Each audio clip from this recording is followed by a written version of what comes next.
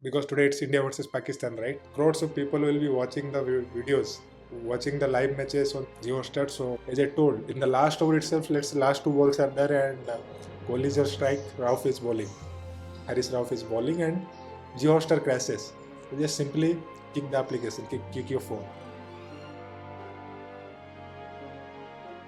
Hey everyone, welcome back to the channel. In this video, we are going to discuss about one of the core thing and the foremost thing that you need to do when you are dealing with any system design problem that you are given with, right? If you are asked to solve a given system design problem at hand, so the first thing that you need to understand is what is the functional and non-functional requirements for that problem. So in this video, you'll be able to have a crystal clear explanation and visualization of how to extract the functional requirements and non-functional requirements for a given system design problem, and we'll discuss with a detailed example using Zomato and or JioHotstar, because today it's India versus Pakistan, right? Crores of people will be watching the videos, watching the live matches on JioHotstar. So we'll discuss how to get the functional and non-functional requirement for that. So this is our third video on the RGB system design playlist. So in this video, we're going to discuss on this topic. We already have covered these two things in our playlist. You can go and check out the RGB system design playlist in my channel. Without further delay, let's get started. So first, let's just talk about the functional requirement. First, we'll understand what do we mean by functional requirement first, right? Like what is functional and non-functional. Then we'll go for the use cases like Zomato and JioHotstar. Because today I know you all will be watching the India versus Pakistan match live and enjoying food over Zomato, right? Cool. Let's just talk about the functional requirements first. So these functional requirements basically define what a system should do. I mean, what are the activities or actions that it should perform. For example, they describe specific features or functions or behaviors of the application, right? So the simple question the functional requirement answer is, what actions the system should perform. You just ask this question yourself about this given system design problem and you will get all of your answer. So some of the examples of functional requirement are, let's say user authentication like login, logout, password reset. Those are the actions that your application need to support. Payment processing on an e-commerce website, file upload or download. Let's say you are using Google Drive, you do file upload and download.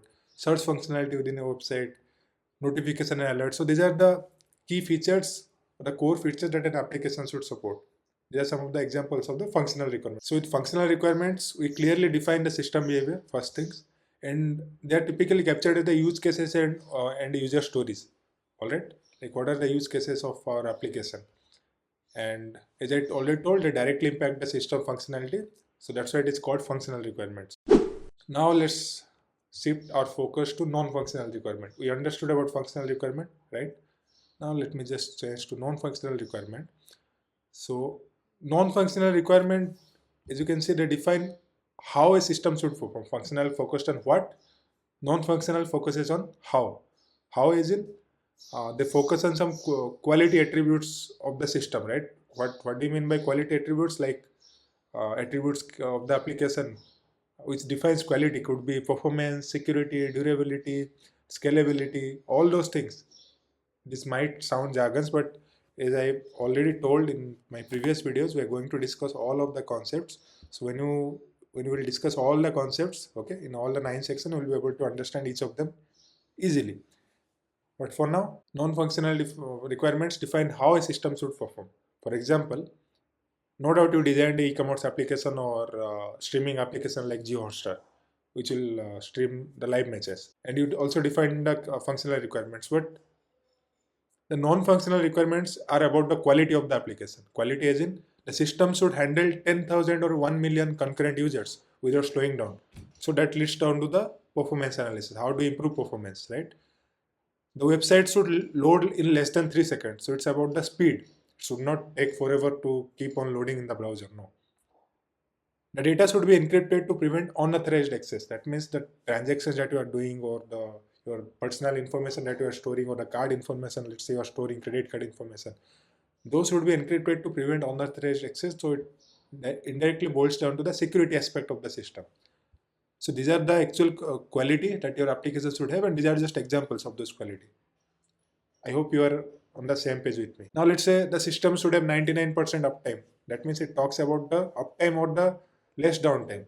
It talks about the availability. If you are playing India versus Pakistan cricket match in an ICC event, and it's the last over is going on, and Kohli is on the strike, and the system or the JioHotstar crashes. Last two ball of the match, and the JioHotstar crashes. What you will do? You will simply go and throw the mobile, right, or kick the TV. But just don't do that. But I'm just giving you an example. So if the application crashes due to some reason, then there is no point. It indirectly impacts the user experience, right? So that's what comes into the non-functional requirement. So the system should have 99.9% uptime. The UI should be accessible to visually impaired users, or at least it should have, let's say, some kind of screen reader. It's not mandatory for all the websites, but some websites even support this. So these are some of the quality related aspect of a system which falls down to the non-functional requirement. So the key points of non-functional requirements are they define the system quality and constraint. Not only quality, some constraint, like it should load less than 3 seconds. It's a constant. It should not go beyond that. Your API should be resolving within 100 milliseconds. That is a constraint that you're putting. And then accordingly, you have to plan our database, you have to plan our API, then we have to plan the networking among the multiple servers. A lot of things are there. Usually they are measured in metrics using response time of 10%. Then we collect metrics, right? Again, we'll discuss that slowly over the playlist. You'll be able to understand how do we do that. And it directly influence the user experience and system reliability, as we told, as we already discussed. Now to make things more practical, let's just discuss about Zomato. So what will be the functional requirements? What actions does a food delivery app does, like Zomato? It has an option to log in or register in the application. You put your phone number and log into the application. You are able to search for foods, restaurants, lot of things, groceries, all the items. You will be able to search restaurants for food and everything, and then you can browse menus. User must be able to place orders and make payments. That is one aspect of the functional requirement, one key functional requirement. The system should send order confirmation notification. Also, the delivery personnel as well as the end user should be able to track orders and update delivery status, right? So those are the functional requirements of the application. Now if you think about the non-functional requirement, if you are hungry, you want to open the app and order. Let's say the app itself takes 1 minute to load. You won't simply use that application. You'll just simply throw it away and move to some other application. So the idea is the app should load within, let's say, 2 seconds. User payment information should be securely encrypted. Just like right now, RBI has made a guideline, right, to store to tokenize the card information instead of storing the card information directly in the servers. That is one aspect. It's about the security. The system should support at least 50,000 simultaneous users. It's Sunday, it's a match day, and it's quite reasonable to tell that between 12 to 2 p.m. or 12 to 3 p.m. there will be high traffic of user volume in the Zomato application. Across all over the India, people will be ordering food during that time.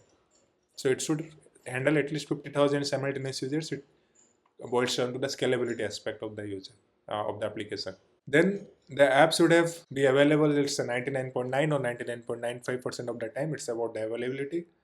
And the UI should be intuitive and accessible for all users. It's about the usability part. Now, if we just think about JioHotstar, which will be streaming the India versus Pakistan match today, Champions Trophy match today, what will be the functional requirements for the application?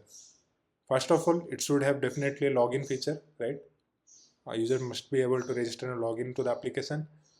They should be able to search for the desired matches, let's say India versus Pakistan Champions Trophy. When the match is going on, during the match, there is a game feature that I've given, right? So users should be able to play the games. And let's say you should be able to send multiple stickers in the application. You see a lot of stickers are there, like 6, 4, out, all those things. So those are some of the functional requirements. Non-functional, what will be the non-functional? Because crowds of users will be watching the match live. The latency should be as less as possible between the live match and the streamed match. It should be highly available. As I told, in the last over itself, let's say last 2 balls are there and Kohli is your strike, Rauf is bowling. Haris Rauf is bowling and JioHotstar crashes. You just simply kick the application, kick your phone. So it should be highly available. At any cost, it should not crash. And obviously, it should be scalable enough to handle crores of users, right? It's not so. That's what some of the non-functional requirements of the JioHotstar application will be. So just to reiterate, functional requirements focuses on the features, actions, activities that your application performs. And non-functional requirement define the quality, performance constraints, and all those things. Now, one question should come to your mind: Why do you need both? Do you really need both for every application that you design? You need to design your system in such a way that in future, if the demand grows, your application should be able to adapt to those needs. So that's why you need to visualize and understand about both the functional and non-functional requirement of your application. Imagine if an app had all the necessary functional requirements of all the features in the application, right? It's packed with features. But as soon as, let's say, an e-commerce site, it has everything. It's completely feature packed like Flipkart and Amazon. But when you went to check out and do the payment itself took 20 seconds or 1 minute, and it finally failed. It fails multiple times. Would you like to use the app? No, right? Simple. That's where the non-functional requirements kicks in and it becomes more important. So that's a wrap. I hope you now have a clearer understanding between the non-functional and functional requirement, how to gather those. And this is the first stepping stone of any system design problem that you solve, be it in your company or be it in your system design interviews. This is the first thing you need to collect before you jump to the further things. This will help you navigate through the problem. Okay, that's the first stepping stone. So if you found this video helpful, don't forget to like, share, and subscribe my video. Subscribe to my channel. Let's target for 50 likes to this video, and let's target to reach 2500 subscribers by the end of this month.